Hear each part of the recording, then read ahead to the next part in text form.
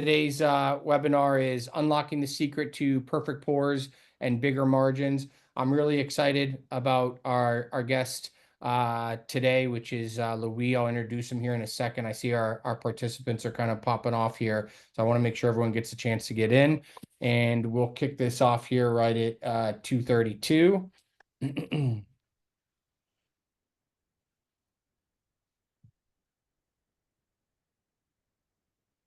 Okay, we're going up a little bit more here. So, all right, so I'm getting ready to kick this off here. Just so everyone knows, we are recording this. So everyone that's attending, everyone that's signed up for this, is going to get an email with the recording for this. We're really excited to have everybody here today. We've been doing a lot of different webinars through BarTrack. It's a great way for us to kind of come in and really highlight our partners and the different types of businesses that we're working with in the industry, from stadiums to soccer arenas to restaurants to bars, grills, breweries, the whole nine.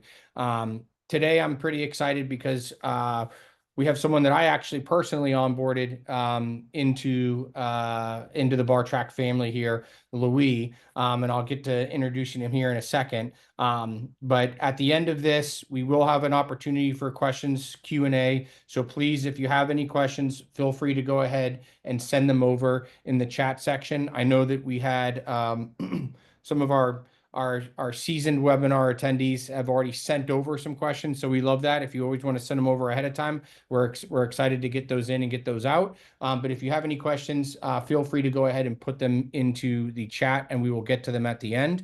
My name is Ian Purcell. I am the Senior Director of Client Experience here at BarTrack. Today, our special guest is Louis. And Louis, I always murder their last name, so you might have to say it for me. Louis Gerbier. There we Gerbier. go. Yeah, you do it better. You do it better than I do. And Louis is the Chief Hospitality Officer at SoFive. And they've been with us now for about 2 years. SoFive is a really neat concept where Louis and his team have taken over indoor soccer arenas and converted them into a true dining and drinking experience that's fun for the whole family. They have over 22 locations from the East Coast to the West Coast. And, what I'm excited about is bringing Louis on.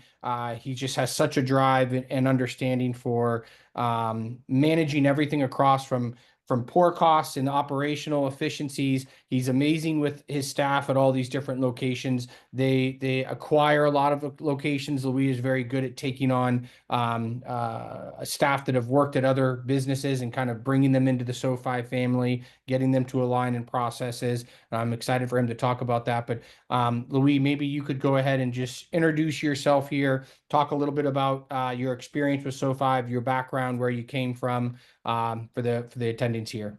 So as you'll hear from my accent, I am not born and raised in the US. I was born and raised in France. And I moved to the US about 15 years ago now, a little over almost 16. And I lived in New York for 15 years. And I grew up, studied management and finance, and I was always passionate about restaurants and food and cooking and the restaurant industry. And so as soon as I could, I transitioned into that.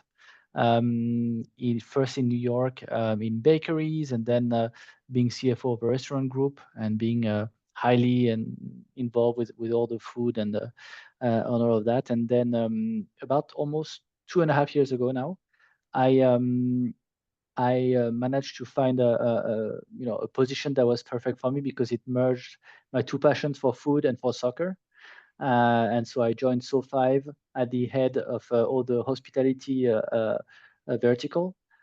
So I was basically managing all the food and beverage outlets of the 9 centers that we have back then. So those are, if you think about it, it's like a big warehouse, and we divide this space in 9 or 10 different soccer fields that are boarded, so the ball never leaves, and it's a five-a-side soccer.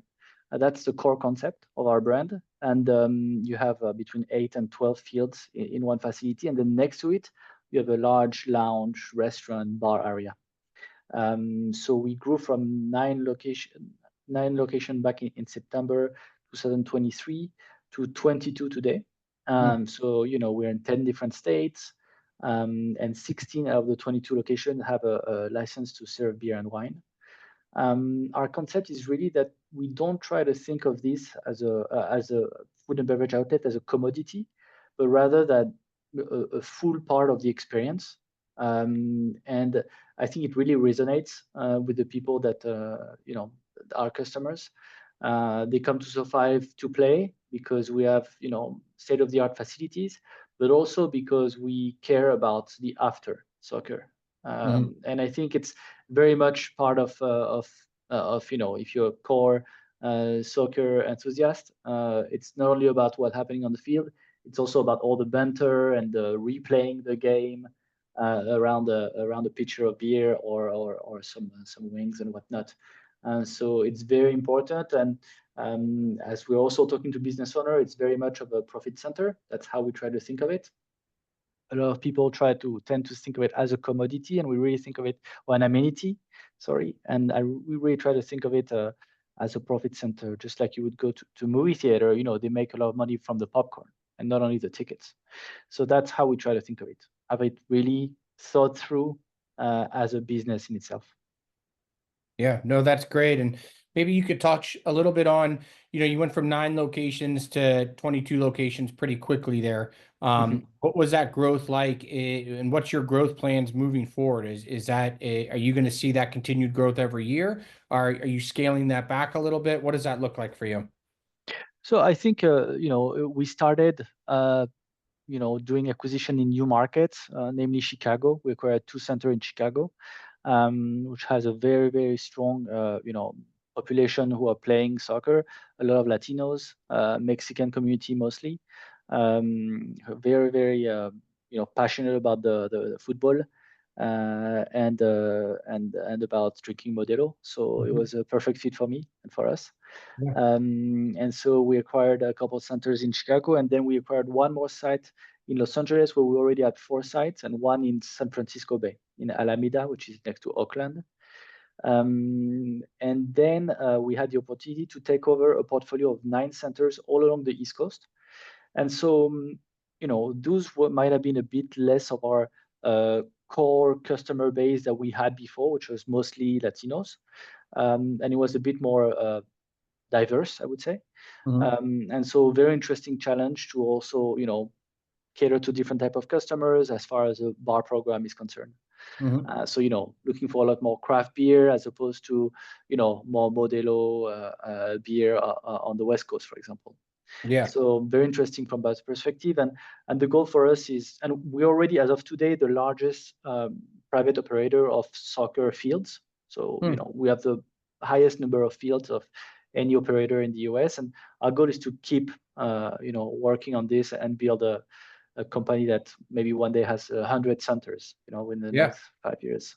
No, that's amazing. That's amazing growth, and congratulations on that. And I think you touched on something that's important that I can kind of pivot into our next conversation, right? Is the importance of a beverage program, the importance of generating revenue through that beverage program. And you talked about it a little bit in Chi-Town and in Chicago, right? We're pouring a lot of Modelo. I know you also have a location up in Maine that is very focused on craft, right? And so when it comes to a multi-location setup where you're entertaining customers on the West Coast versus on the East Coast, different markets, different types of clientele, maybe you could talk about the importance of your beverage program. What different types are you offering?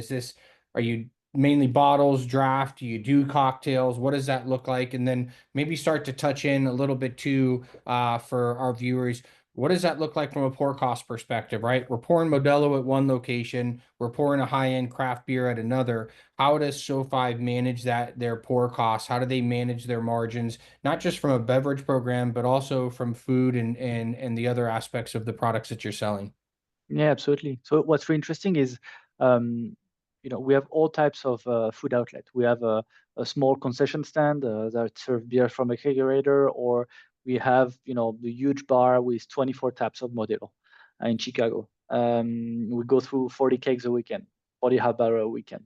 And we also have a full service restaurant, like in Chicago, in Chi-Town. And we have, locations where we're just serving non-alcoholic beverages and some snacks.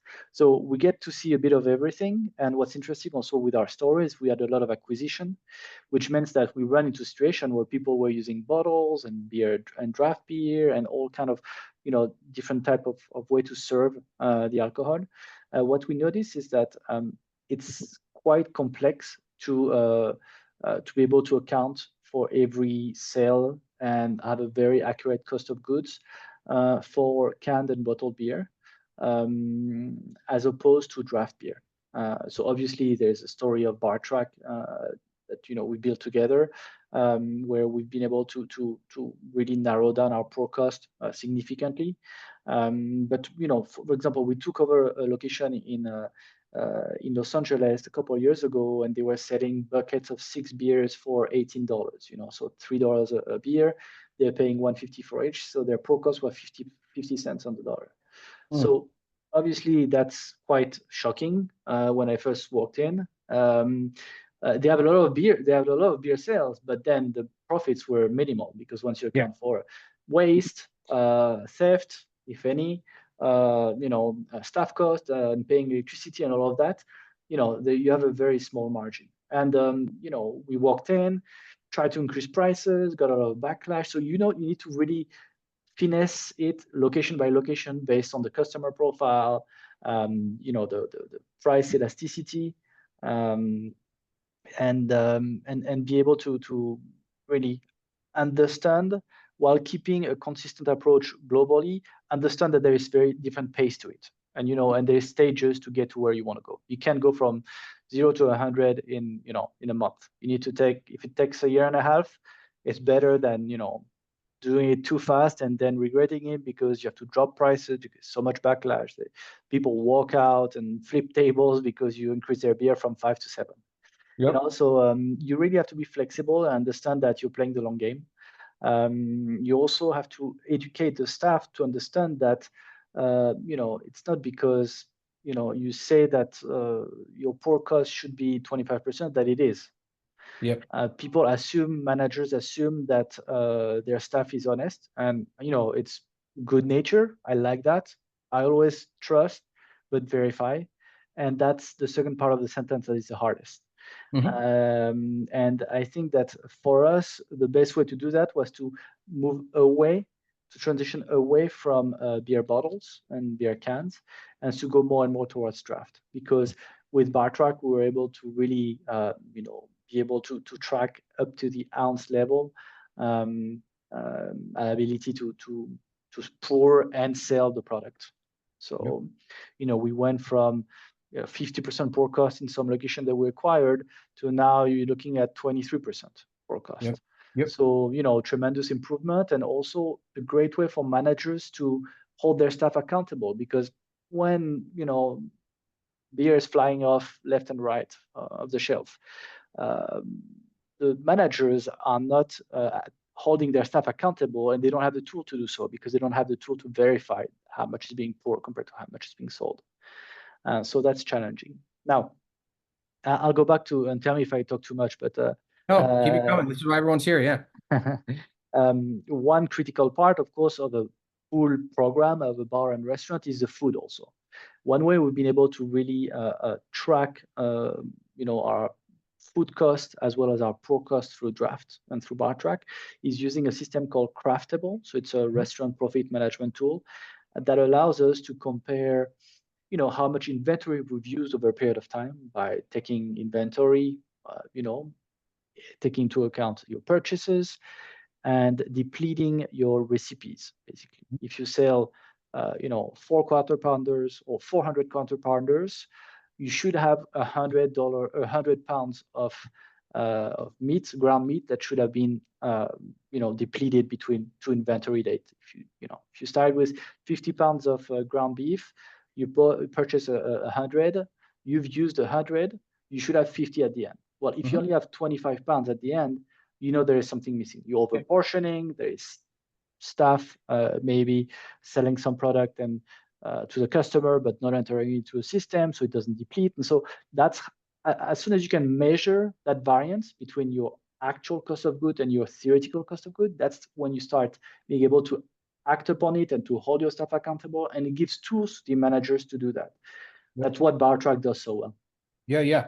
No, and I think you said something that's great there is you have to trust, but you have to verify. I always say from a management perspective, we're in the business of eliminating excuses and changing behaviors, right? And I think this is a great kind of segue into, managing your margins and we're talking about 22 locations. And BarTrack has played a great role here for you. You guys have been a great partner because I think one of the things that's unique about BarTrack is it provides a detailed data, a lot of resolution into your draft program. But at the end of the day, nothing changes if nothing changes, right? You have to take that information and you have to do something with it. And so I'd be interested kind of to hear from SoFive's perspective when it comes into, let's say, monitoring loss, eliminating waste, looking into the reporting side. How has BarTrack helped you on that side? One, in identifying those issues, right? But two, also being able to give you those insights that you can then present almost in like a positive conversation with your team to really highlight, hey, I trust you, but I'm also verifying that, you poured 100 ounces, but you only rang up 50, right? Mhm. Talk a little bit about that and how that's assisted you. And maybe we'll take a look here at Chi-Town, because I know from Chi-Town you went from 67% efficiency up to 90. I'm looking at the numbers. It was a 23% increase, which was bringing in about an additional $2,000 per week in revenue. And I know when you're talking about across 22 locations, that all starts to add up very quickly. Maybe you could speak a little bit on how BarTrack's assisted you in that aspect and kind of help open up the ability to have more communication with your teams.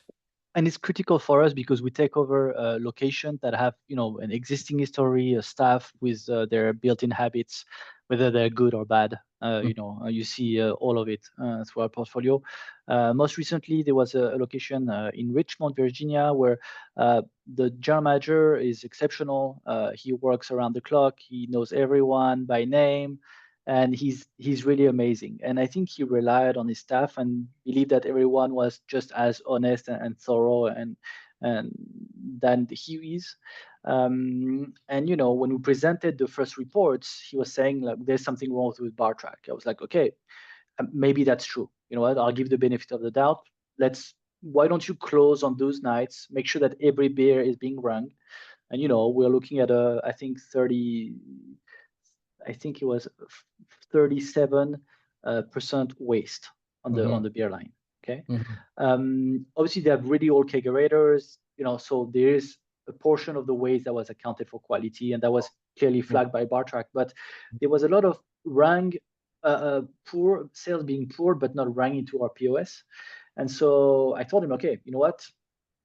Why don't you close a couple nights and see if there's a change in, there's something that stands out in the data. And clearly it did.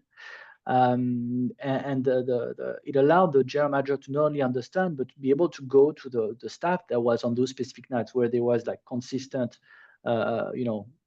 high waste, and be Hmm. able to track that, tackle it, and head on, be able to document and minimize the cost. And now we're looking at 30% waste on a daily basis, as opposed to 35 plus before.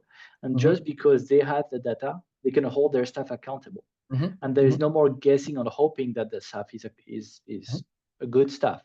Not that they're ill intentioned or not always, but sometimes they're just not as paying as much attention as to, okay, I'll open a tab and at the end of the night I'll enter all the beer that you owe. Close it out. Yeah. Yeah. Yeah. So Maybe you could talk a little bit too. I know you guys have just opened up a new location up in Maine, where they wanted to kind of have this heavy focus on craft beer, right? mhm. How did BarTrack help you all in that aspect and in helping them kind of identify pour costs and learning about pour costs and understanding that, listen, it's great to have this amazing stout from down the road, but it's $280 a sixtel and we're moving, a sixtel every 3 months. Maybe give Mhm. a little bit of insight on how the reporting was able to assist you on that end.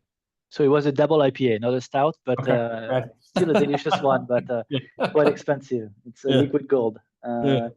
And they have all the reason to be proud of it. It's a delicious beer. But what happened is that we didn't have the same type of issue as we had, for example, in Richmond, where there were some, staff issues essentially.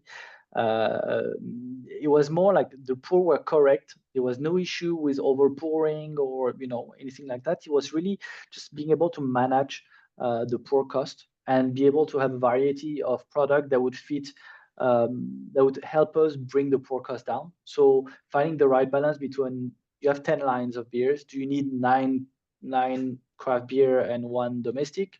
Or do you do maybe four craft beer, your four top sellers, and don't focus on the one that has, just because you have two customers that are coming and ask that beer, that's great. But is it worth dedicating a whole line for them and to pour like, a third of a keg per month? No, it's not.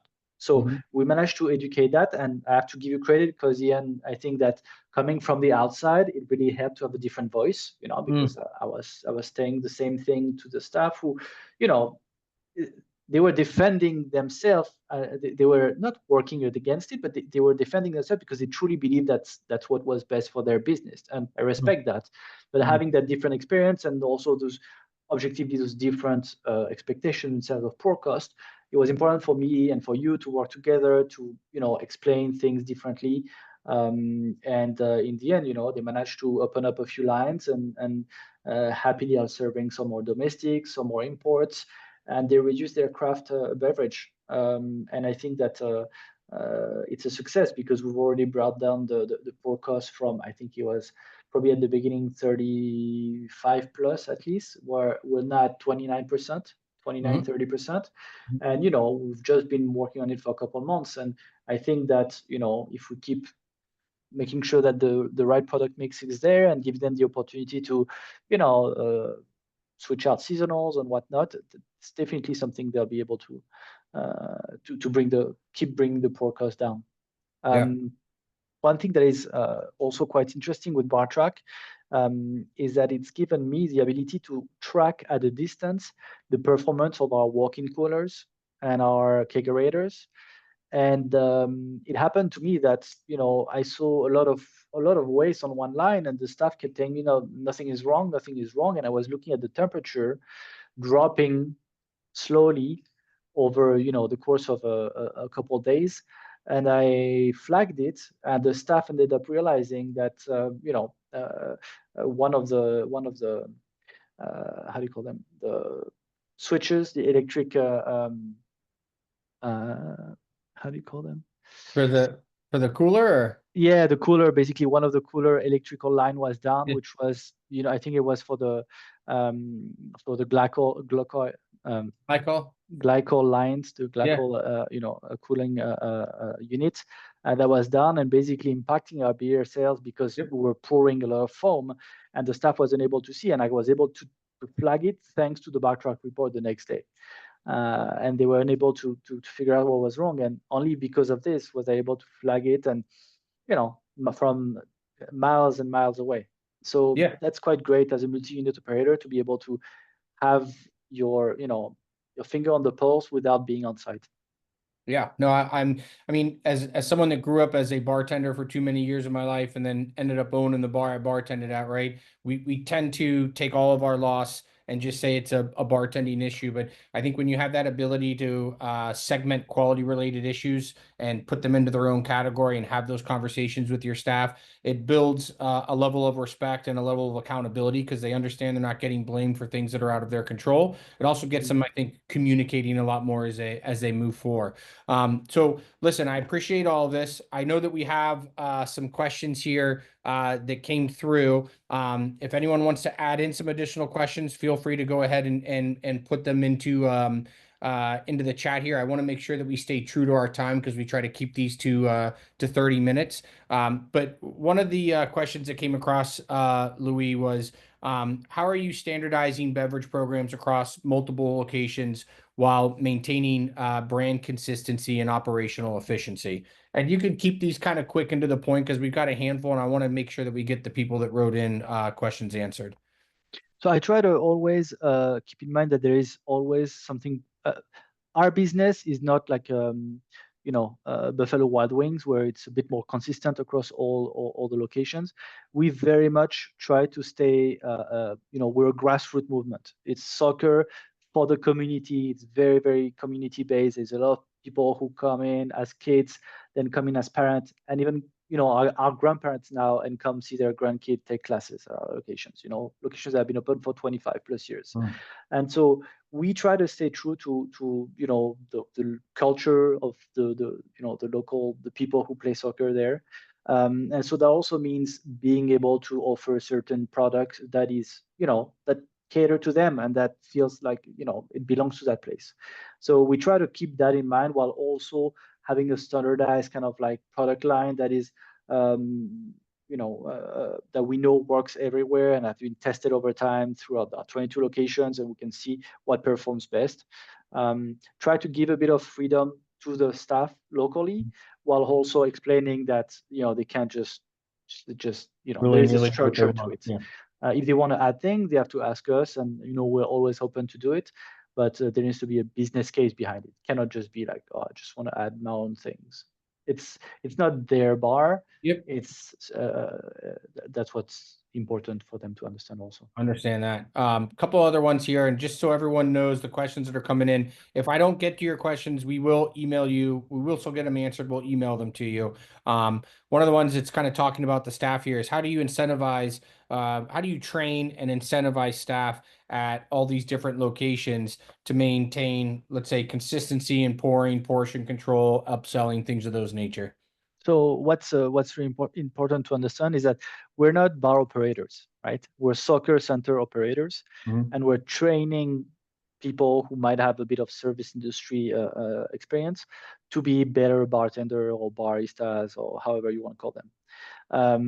And for this, I have to say that having the knowledge and the ability to share that knowledge from you, Ian, or Chris, or Crystal, or anyone who's been helping us has been tremendously helpful, because we've been able to get the staff fully trained on at least the general managers and the assistant manager, who then share the knowledge and keep building upon it, to be able to explain to them what's a beer system, how does a beer draft system work, what are the key components that you need to monitor and to make sure that you always have on hand and properly set up, and be able to read those reports and those things. We're not restaurant operators. We're not a restaurant chain. We're a soccer center, national brand of social soccer center, with a restaurant concept within them. So that was a key element, and I think BarTrack, the teamwork we've been able to do with BarTrack has been tremendous in helping us upskill from that perspective. So I'm gonna get one more here. There's Yeah, a totally. couple more. I'm gonna get one more here, and I hope no one gets upset if I'm not picking theirs. But I think this is a good one to kind of end the conversation here. Is what are the biggest challenges you face in managing beverage operations across multiple locations, and how have you overcome them? I think the biggest challenge is that everybody thinks they're right. And I don't think the people are ill-intentioned. It's challenging because for some people who are open-minded, they're happy to be proven wrong. For some people, it's an ego thing. Mm. So there's challenges in the type of growth that we decide, from acquisition as opposed to organic, where you can train your own people. So it's a bit different. And um, we pride ourselves in relying a lot on data. So it's never a personal matter. It's always, the truth is in the numbers. We're always happy to be proven wrong, but it has to come with some backup, some data analysis behind it. And so I think that's why I love BarTrack, because Mm. it allows me to, have conversations with something that's backing the conversation, not as opposed to sentiments I feel like we're pouring correctly. I trust my team without having the actual numbers that are backing up those feelings. And so I think as a multi-unit operator, this is critical to hold your staff accountable, to have those numbers and explain to you, that center, hey, why do you have a 12% unrung? Why do you have 12% of your pours that are not rung into the system when consistently across 15 other locations, it's about 4%, right? It's a reasonable question to ask, and that person cannot just say, oh, I think you're wrong, right? It's just numbers. Okay, well, they might say you're wrong once, then you verify that everything's correct, and if it's still the same thing the next week, Mhm. the wrong, they have to think about it. Okay, how am I doing things? How do I fix things to get in line? And I think data is everything here, because it takes away the pride and the ego. It's not about you personally, it's about the data. Mhm. So that's Agree that's more. why we value BarTrack so much. Well, listen, Louis, thank you so much for joining us today. Thank you to all the attendees that have joined. Please take a moment, look up Louis on LinkedIn. He's an amazing source of information. He's a great partner here at BarTrack. I've learned a lot from him and working over the years. But again, thank you so much, Louis. I know there were some questions we didn't get to. I'll get those in front of Louis.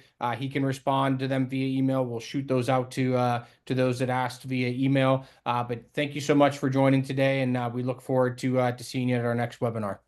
Absolutely. Thank you, Ian. Thanks, everybody. All right, take care. Have a good day.